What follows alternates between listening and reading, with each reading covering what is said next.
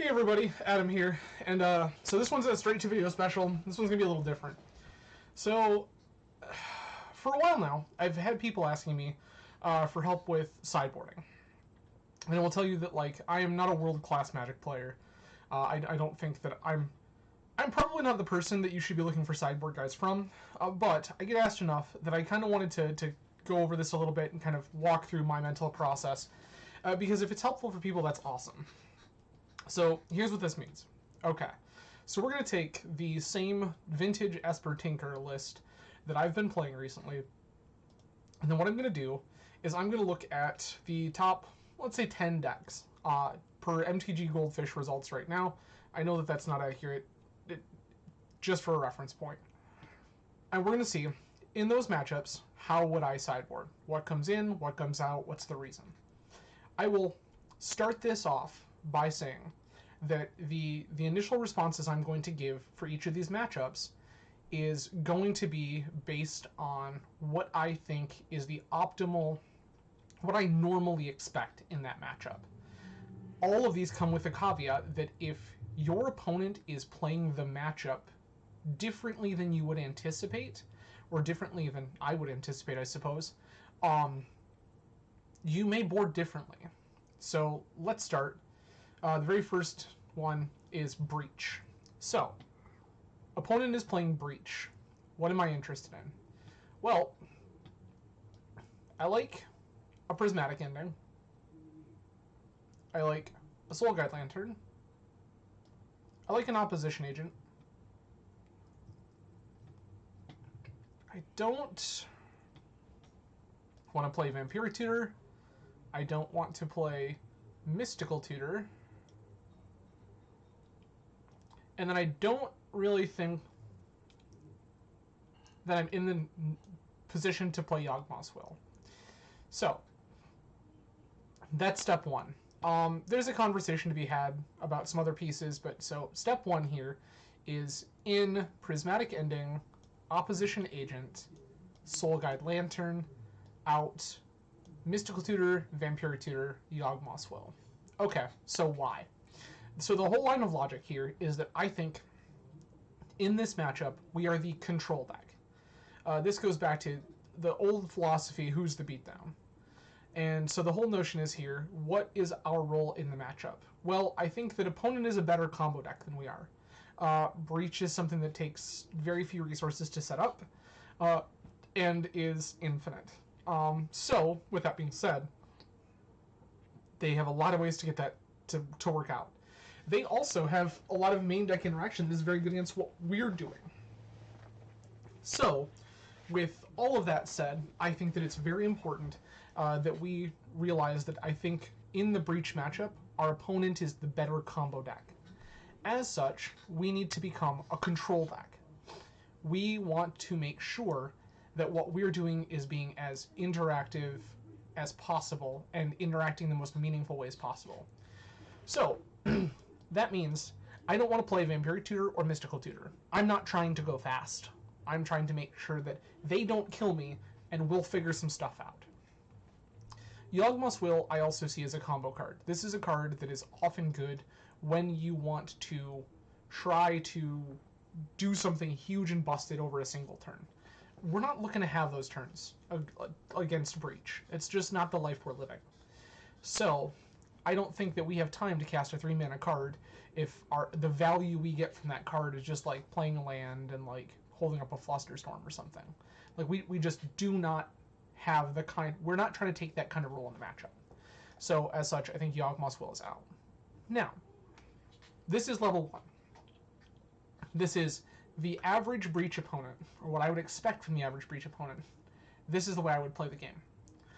However, if I find that my opponent tends to be trying to go for the Breach Brain Freeze kill much faster than they rightly should, that they're being much more aggressive trying to jam that down my throat, I will look at playing the 4-Leyline of the Void. If my opponent shows me that their whole game plan is to try to turbo this at me, we'll adapt, and I will play Leyline to shut off that Breach kill line. Now, we still have to think about their Hull Breachers and all their other stuff, their sagas, what have you. But if my opponent shows me that their game plan number one is, at least in their mind, is the breach lines, I will bring in Leyline to shut that off. So we're going to go ahead and reset here. That is the entirety of what I would suggest for the breach matchup. That's it.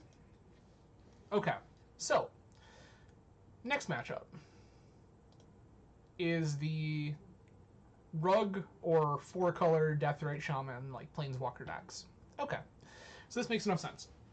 So, in that matchup, opponent is going to be playing a lot of Planeswalkers. Opponent has Ragavan, Deathrite Shaman, things like that. I would treat this as if opponent is slightly more aggressive. As such, goodbye Bolas the Citadel. Not really looking to live that life. Goodbye Vampiric Tutor. Goodbye Mystical Tutor. That's our starting point. Things that I'm interested in. The 2 more Swords to Plowshares, the balance. Next steps. I'm once again going to cut Yawgmoth's Will. I don't think that we're trying to turbo them out. And in the event that I think that... The one thing I think we are trying to do quickly, which I'll get to in a moment, Yawgmoth's Will doesn't help. So, another thing that I would look at is something like Soul Guide Lantern. I could also see an argument for Pithing Needle here. I like Lantern because opponent is very much looking at their Deathrite Shaman, Renin 6 engines, and they want to do this kind of stuff. They are also playing Treasure Cruise. They're also trying to recur a bunch of Wastelands. So we want to make sure that we can kind of shut them out of that. So that's us. So that is how I would on average, approach that matchup. If opponent is showing me that they're being a little more wanton, I might bring in something like an Opposition Agent. I could also see Prismatic Ending coming in. Other cards I would be interested in cutting are things like Flusterstorm. I think that most of opponents' meaningful spells aren't things we're hitting with Flusterstorm. Right, like, of course they have Ancestral Recall and things like that, but what I'm really concerned with are Renin 6, Oko, Minsc & Boo, Dak Faden. These are all things that Flusterstorm can't help me with. So I'm very interested in turning those cards into something that interacts better. And again, it's very important to realize that when you're boarding, you need to think about the way that your opponent is playing the matchup. Because if your opponent is coming at this from a totally different angle than you are, that's a big deal. So, that is our configuration for the 4-color Deathrite deck. Next on our list, Dredge. Sweet. This one's easy. Okay, so you want to know how you beat Dredge. We cut this Bolas the Citadel. We cut this Force of Negation. We cut these Force of Wills.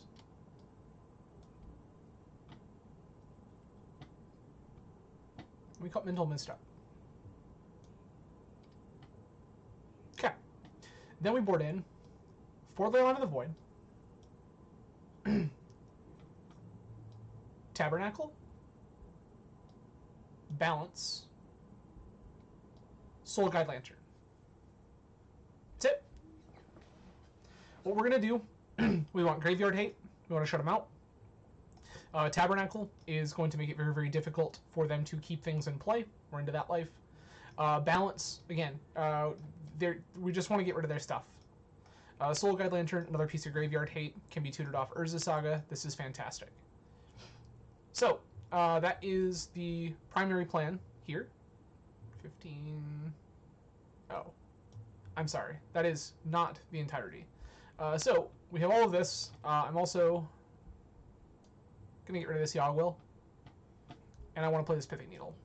The reason being, we want Pithing Needle to name Bazaar of Baghdad. We want to shut that off so they can't dig towards their outs faster. So we want to shut all of that off. There's conversations to be had about shuffling around things like opposition agents and whatever. I get that. I see that. If I would I personally like having an opposition agent, because a lot of the times an op agent can just get in front of the bus. It can be a 3-2 that we can flash in, we can start clocking them if we got them locked away, and we can also use that same 3-2 to block their Vengevines or anything, right? Most of their things die to this. So we're okay with that, other than Hollow One, but that's okay.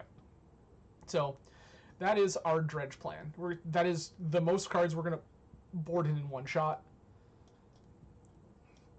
But that is our big move. So, sort the mana value. Go ahead and open this up again. Our next matchup, Chops. It's another one that's pretty easy.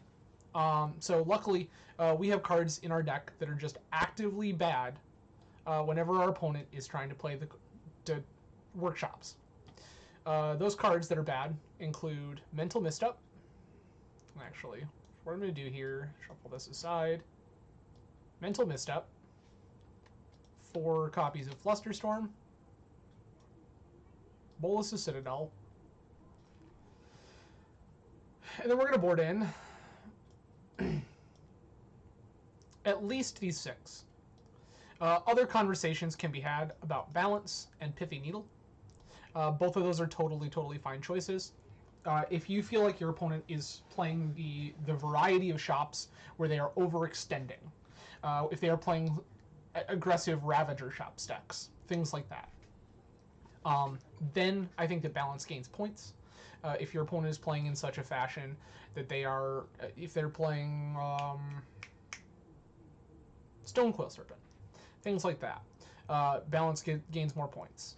If your opponent is on like Golos Prison shops, I think that you don't necessarily need the Balance. You don't necessarily need the second Needle.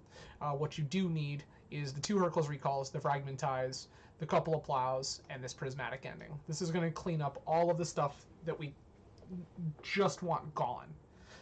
And Flusterstorm, not doing anything in this matchup.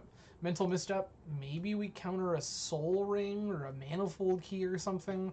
That's not a life we want to live. And Bolus' Citadel we're going to cut because our life total is probably going to end up under pressure reasonably quickly between Construct Tokens, Golos, Lodestone, things like that. Their whole game plan is to clock us while locking us out. We're not really going to have a whole lot of time to put a Citadel into play and try to do a bunch of dumb stuff, especially with Trinisphere, Chalice, Spheres, these kind of effects in play. So, as such, we're going to get rid of Citadel, board in all of the things that interact with permanence. Or most of the things that interact with permanence. So, that is our Shops matchup. Yeah, cool. Next one, Hogak. Okay. So this is another one that's just a little different. So, Hogak, or Hollowvine, or whatever you want to call it. I have taken to calling it Turbo Lizards. I pray that catches on, because Turbo Lizards is such a good name for that deck. So, with Hogak, that deck is different than something like Dredge. One of the big differences between Hogak and Dredge is that Tabernacle isn't very good. They're going to play real lands, and a non-zero amount of the time, at least with some lists, that those lands will include the card Gaia's Cradle. And that's just, that's not a good time. That's just not a good time. It is going to be very difficult for us to just randomly Tabernacle on them and them to have nothing to do about it. So, in this matchup in particular, I'm less interested in Tabernacle. However, this matchup also changes because Flusterstorm, opponent is not playing all the pitch spells like Dredge is. So we're not really interested in Flusterstorming them. So, let's go ahead and map this back out in a way that's effective. So we're going to cut our Flusterstorms. I'm going to cut Force of Negation. This is a card that doesn't really do anything meaningful. We can counter Once Upon a Times and Force of Vigor and a couple of Moxes, but like not a whole lot. So that's not particularly a life we want to be living. So then we're going to look at things like Yawgmoth's Will. And here's one that's up for debate. I, in this matchup, am a fan of Mental Misstep, because sometimes we just need to keep the Death Rites or Root Wallows out of play. And that's totally fine. Not everybody plays it that way. This is a card that you can decide to try to leverage in this matchup or not. It really is a choice, and I don't think that there is necessarily a correct answer. I think it's about the way that you're playing your deck and the way your opponent is playing their deck. However, we are going to cut this Bolas' Citadel, because, truth be told, what we're really looking to do in this matchup is hate our opponent's stuff, play the Sphinx of the Steel Wind. So, what are we going to do here? Well, we're going to play 4 Leyline of the Void, we're going to play a Soul Guide Lantern, we're going to play Balance. Now, once again, there are whole conversations to be had. I like keeping Lavinia, because I like keeping the blockers. It also shuts off their Force of Vigors, so they just aren't meaningfully a good portion of the time going to be able to blow up our ley lines, our needles, stuff like that when this Lavinia shows up.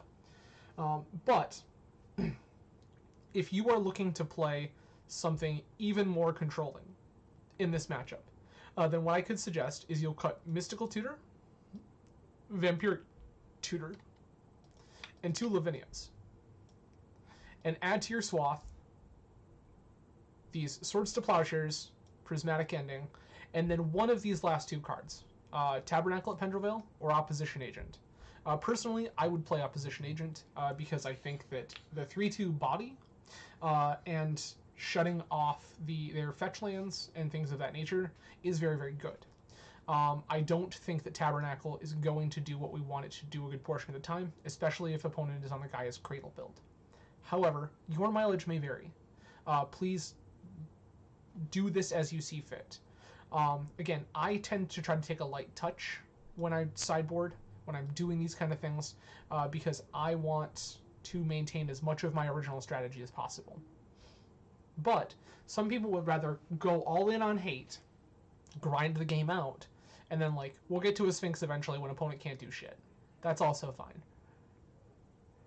My concern is that Gak is playing Boseiju, and Boseiju is an answer to the Sphinx, and we don't have a lot of other threats.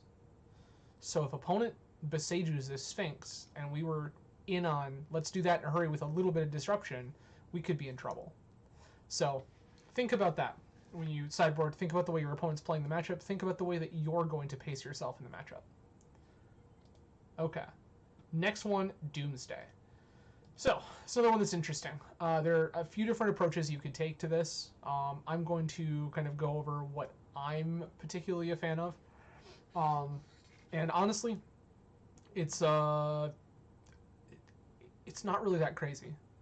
So I'm going to wear the control deck. I'm going to cut Mystical Tutor, I'm going to cut Vampiric Tutor, I'm going to cut Yawgmoth's Will. In their places, I'm going to board in Opposition Agent, Prismatic Ending, Pithy Needle. Why Prismatic Ending? The answer is Necropotence. I just want an answer. And again, in that you could play Fragmentize instead. I would say that what you decide to play here is going to depend on the way that your opponent's deck is configured and the way that your opponent plays their games out. What other tools are they making use of?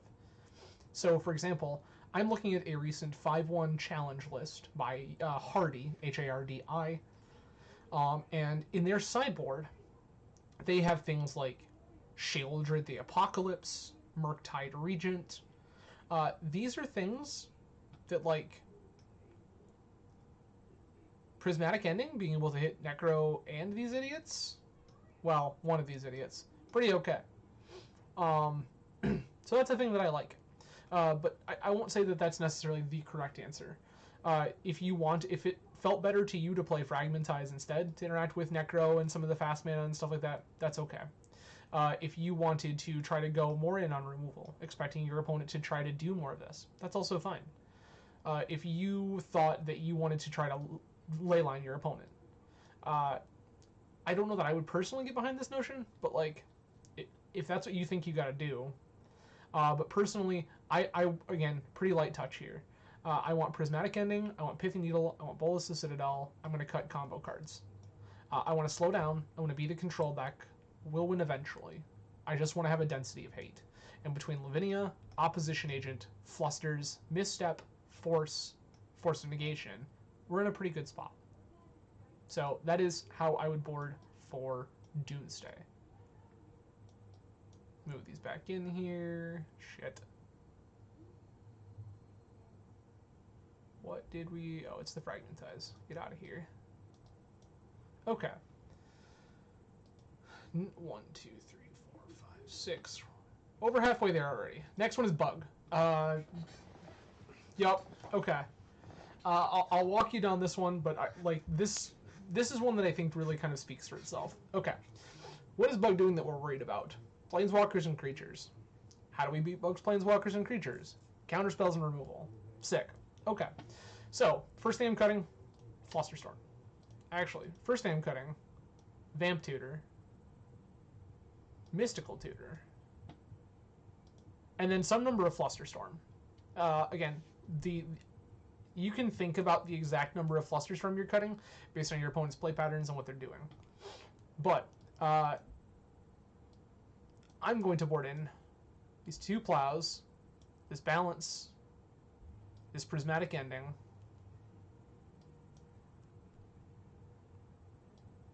and in fact, 1, 2. If you wanted to go all in, I could see Opposition Agent, Pithy Needle. This is going to cut all 4 of our Flusterstorms. Get these out of here. Alternatively, if you wanted to save a Fluster, cut Yogwill. Yogwill's pretty bad in this matchup. I think that I would do that first. So we can cut the Yogwill. This is, again, they're a Deathrite Shaman deck. They're going to hate our stuff. They're a Collector Roof deck. We don't want to try to fiddle around with all sorts of weird little nonsensical garbage. We have an artifact that can just shut off 1, 2, 3, 7,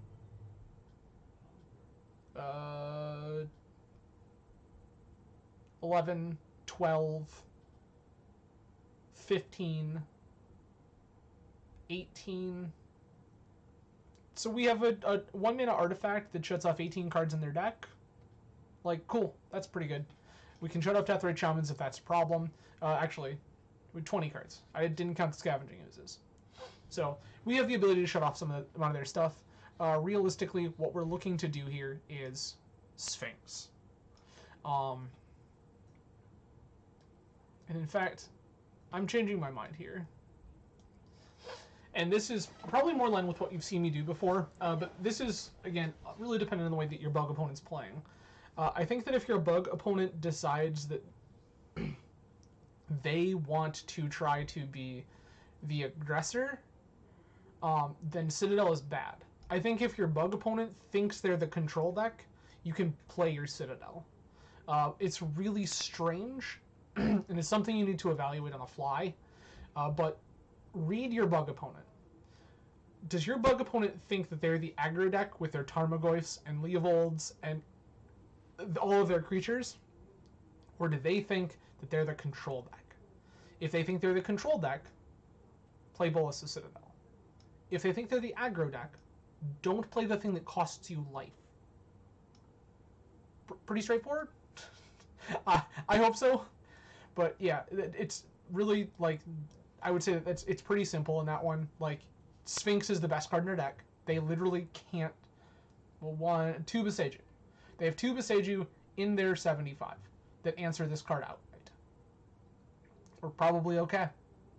So, and the nice thing, too, is one of the biggest things that people get concerned with. So, for example, this list I'm looking at now has Opposition Agent.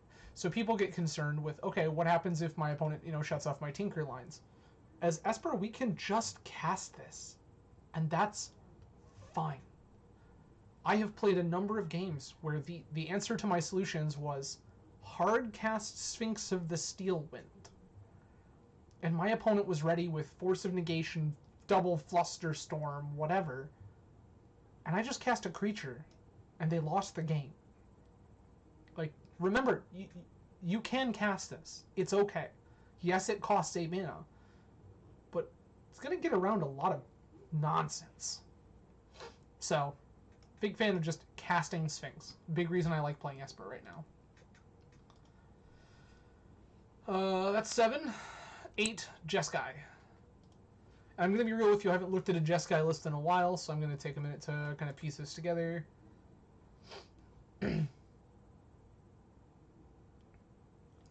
That's Jeskai in the loosest sense possible. What do these look like? Is everybody Jeskai Luris now? Everybody is Jeskai Luris. Okay. So, our win conditions, opponent's win conditions include Ragavan, Dreadhorde Arcanist, JVP, Luris. That's it. That's the way they think they're going to kill us. Okay. We can beat that. So, first and foremost, keep in mind, opponent is going to try to wasteland us. Guaranteed. Opponent is a 3 wasteland, 1 strip mine deck. They are going to try to wasteland us. Many of their creatures are cheap.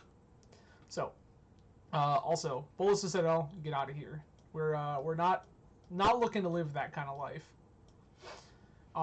Beyond that, I am going to cut Mystical, Vampiric,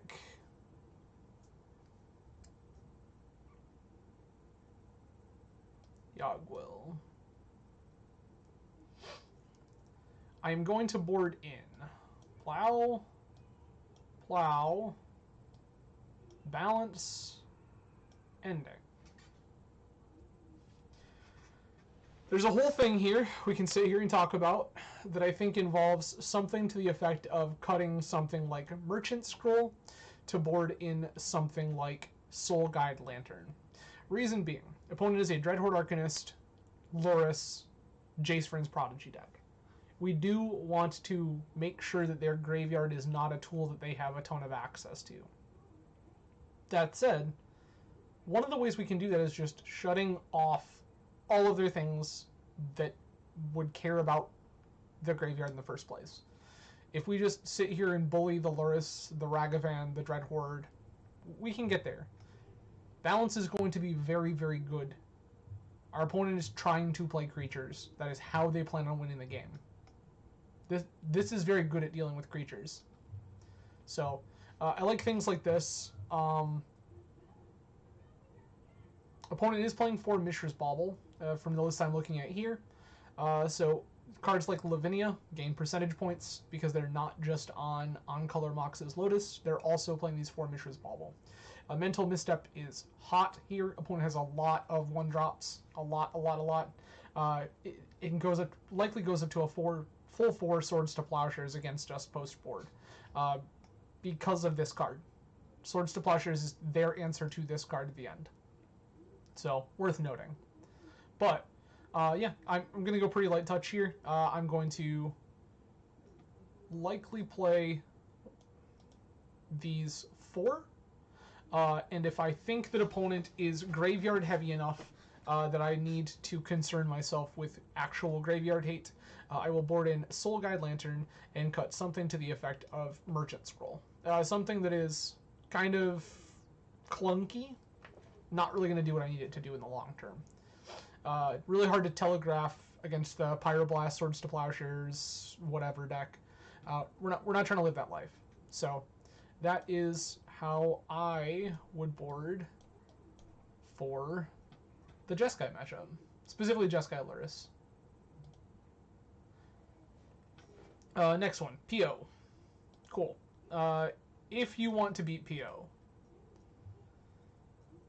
we're not trying to Sphinx. This card is not good. We are not really looking to Vamp. We are not looking to Mystical. We are probably not looking to Yawgmoth's Will. And that's about the extent of that. What we do, however, what we are interested in are things like Opposition Agent. This is going to shut off their Tinker. It's going to show off their tutors. All of those things are good. We are going to play things like Fragmentize. I do like Fragmentize in the matchup. We can tag their sagas. We can tag any fast mana that they just leave chilling out. It's all pretty good. And then finally, I like things like Prismatic Ending. This is going to answer, again, mana that's played out. We can tag their Nars. We can tag Hull Breachers. A lot of these lists are playing some number of opposition agents. This hits all of those things and is still going to clean up the fast mana and stuff like that that's problematic. So these are the three that I want. The three that I don't want are going to be some of our combo cards. Again, depending on the way that you decide you want to play the matchup and the way your opponent is playing the matchup, this card could be good or this card could be bad. Evaluate that carefully. Look at the way your opponent's playing. Look at the way that they're allowing you to play. Are they concerned with... Are they mostly trying to play solitaire and enforce a game of solitaire? Or are they trying to be more interactive, slower? Because if they're trying to solitaire, then we're likely to get off big busted Yogg-Will turns. Like, that's just a thing that is potentially plausible. If they're playing slower and more methodical, it is unlikely that we ever resolve a Yawgmoth's Will when it matters.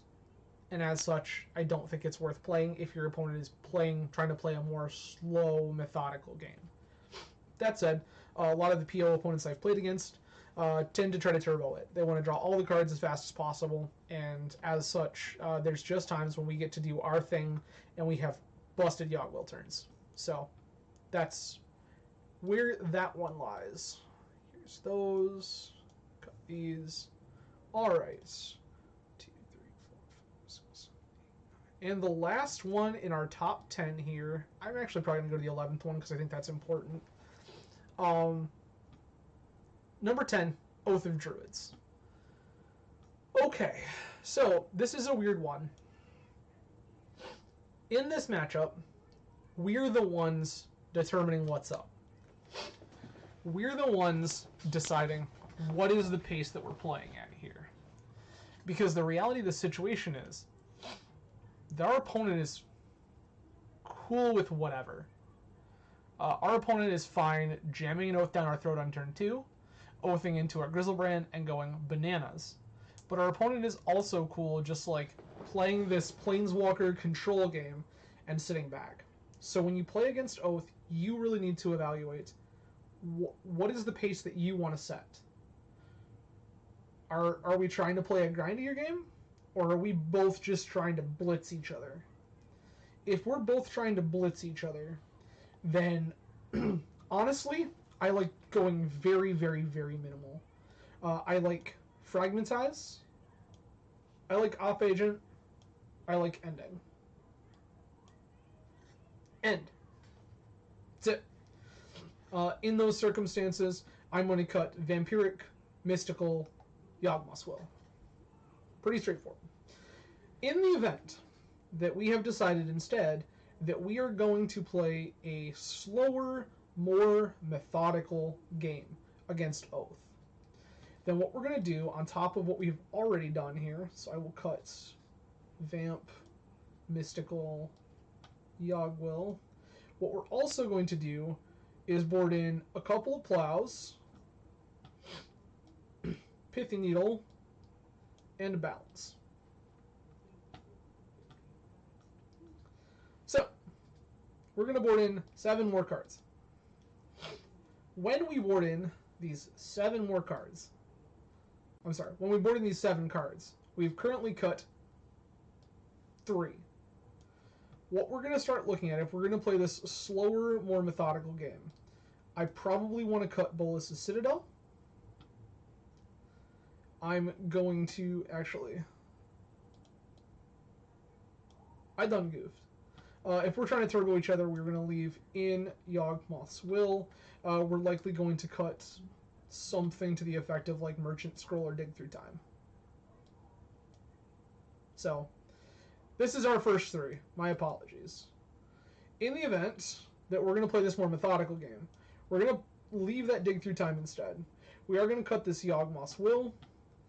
We are going to start looking at cutting some of these other spells that only interact with kind of some of the weakest parts here. So for example, Mental Misstep, I'm gonna cut. Then what, 2 more? Lavinia here, actually pretty bad. So we can junk this Lavinia.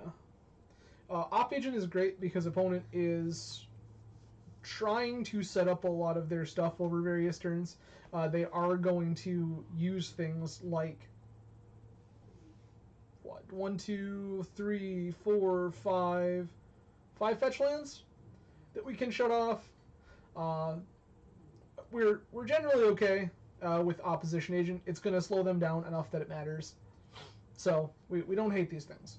However, Lavinia, not excellent. Card doesn't really do anything, and it's going to give them more Oath triggers. Or more. They're going to be able to flip stuff off Oath more often. So, yep, we're not trying to live that life. This card doesn't really do anything. But these cards, quite good. So, if you want to play the methodical game versus Oath, you're looking at 7 out, 7 in. If you are trying to turbo against Oath, we are instead looking at these 3 in with Vampiric, Mystical, and Dig Through Time out. So, again, just about how you want to situate yourself in the matchup. I tend to try to play a little more conservatively against Oath, but not super conservatively. I'm probably more likely to go the 3-3 plan myself, but I know plenty of people who are going to go deeper and try to fight a grindy attrition battle with Oath. I don't like that notion. I think that Oath is a better long game deck than we are, like the vast majority of the time. But if you feel like you want to try to grind against Oath, you are welcome to do so. So, the one last one we're going to talk about here, it is number 11. We were originally going to talk about 10, but I think that it's important to mention, is Squee Hollowvine. So, important difference here. This is going to play Squee in Master of Death, so this is going to have more graveyard-based kind of card advantage with Bazaar of Baghdad. This is also going to be playing a bunch of pitch spells. And finally, this is the version playing Gaia's Cradle, which is pretty huge. This means that this is the version, this is the primary deck here, where we really have to be concerned with how bad Tabernacle is. Now, again, people will play Cradle in GAC. Promise you. People will play Cradle in GAC. I've seen it. But the big one, if you see Bazaar of Baghdad, Gaia's Cradle, more often than not, it's likely Hollowvine or Squee. So, what are we doing against Squee? Well, once again, we are trying to be a control deck. So, shuffle these around. We are trying to be a control deck. In trying to be that control deck, we need to think about the way that we're going to interact with all of the garbage that our opponent is doing. And I think that some of the most important things here,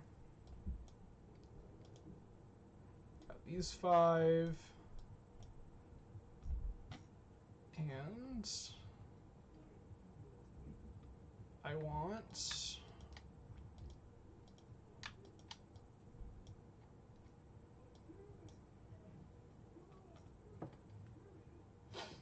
those 5, and finally dig 4 needle,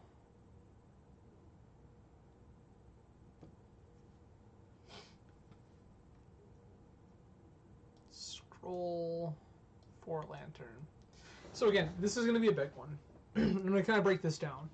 So, opponent is a graveyard deck, right? They are playing Bazaar, they are playing Vengevine, they are playing Squee, they are playing Master of Death. All of these things are going to care about being in their graveyard.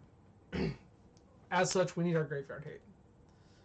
Opponent is a Bazaar deck. Hello, Pithing Needle. But what's important to remember here is that opponent is not just a Bazaar graveyard deck. They're a deck that a lot of their stuff they can just play. And some of it they will. Rootwalla doesn't care about a leyline. Hollow One doesn't necessarily care about a leyline. Vengevine can be cast.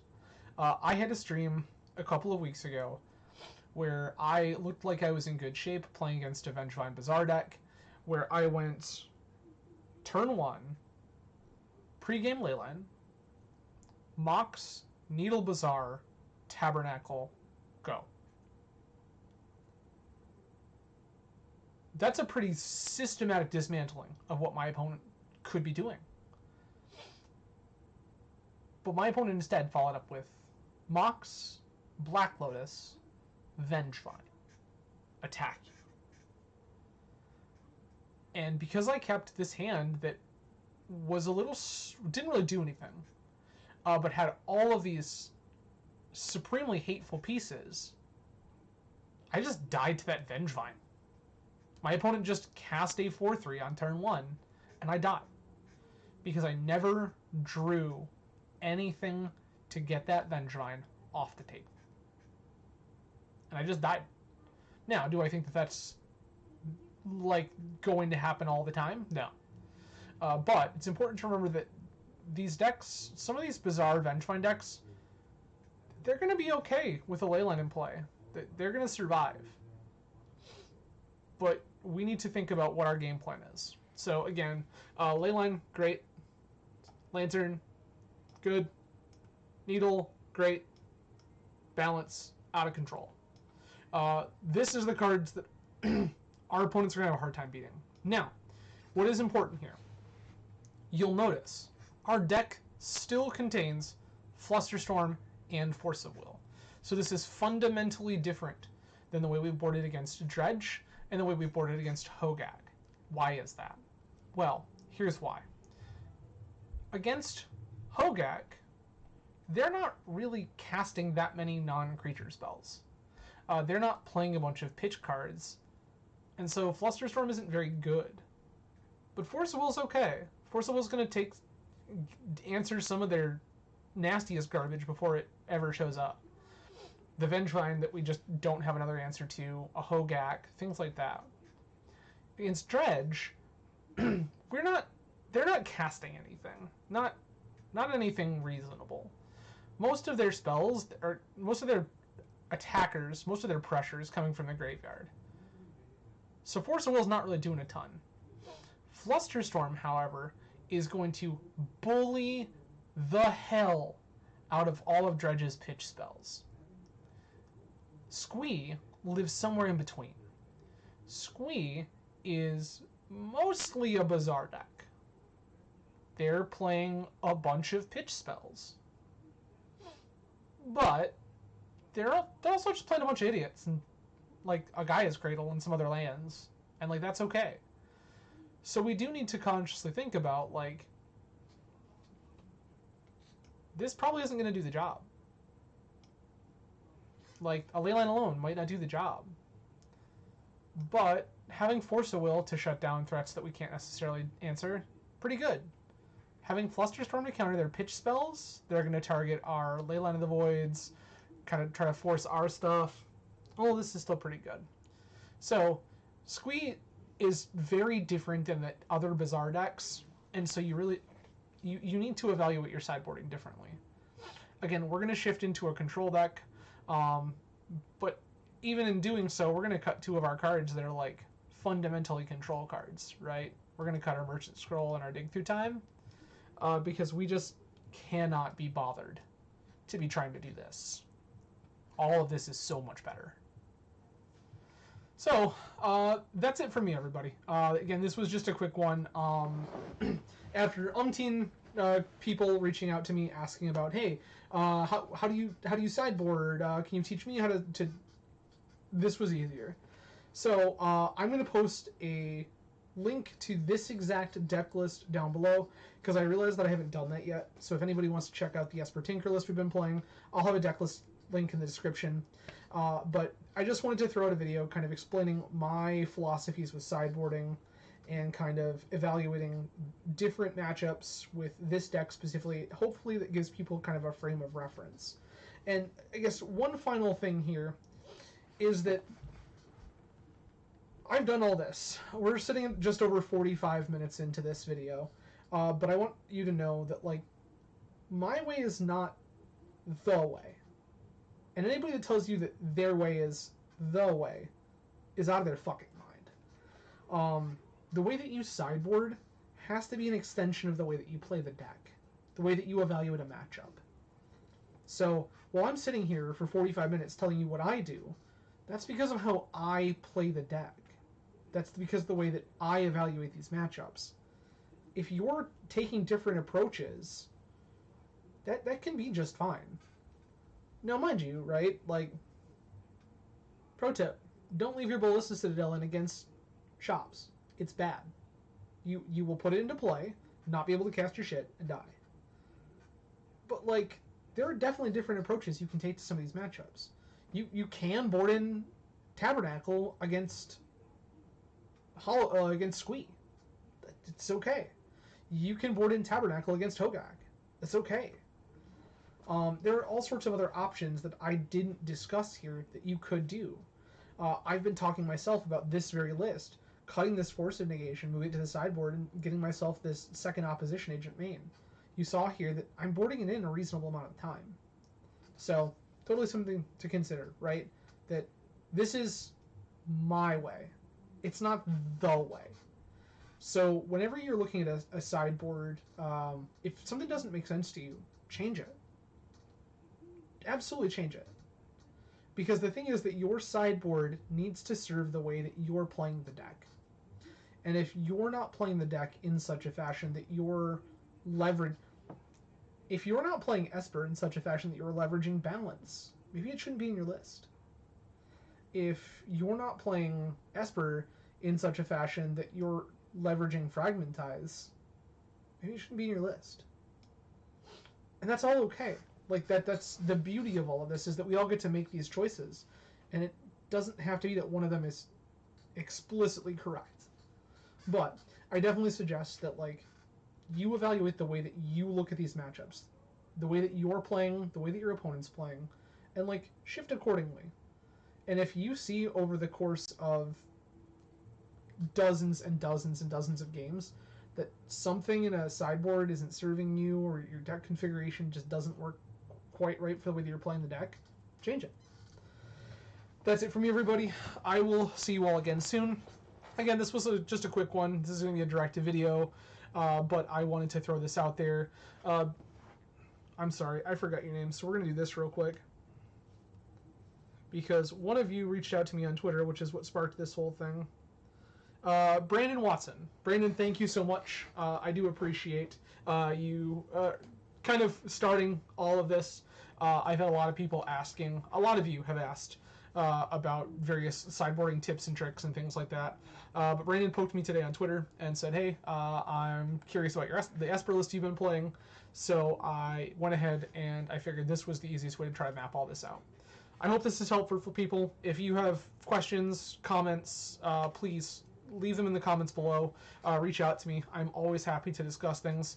I would, if you want to see more stuff like this, let me know.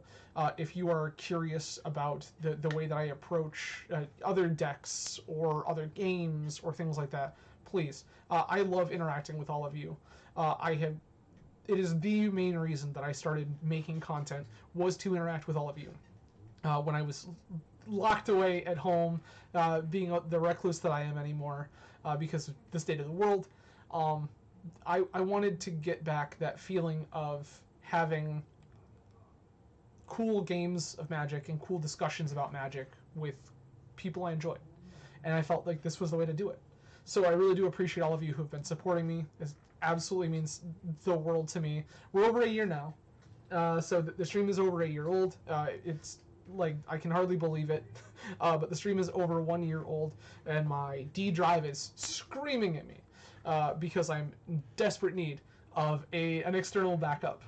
But we're along for the ride now, so hopefully everyone continues to enjoy the content that I'm putting out. Again, please feel free to questions, comments, complaints, whatever, down below, and I will be more than happy to jump in, interact with you, and discuss your feedback. But everyone have a great evening. I will see you all again on Saturday on the Twitch stream for the Route TCG Players Beta Test Tournament. Take it easy, everybody.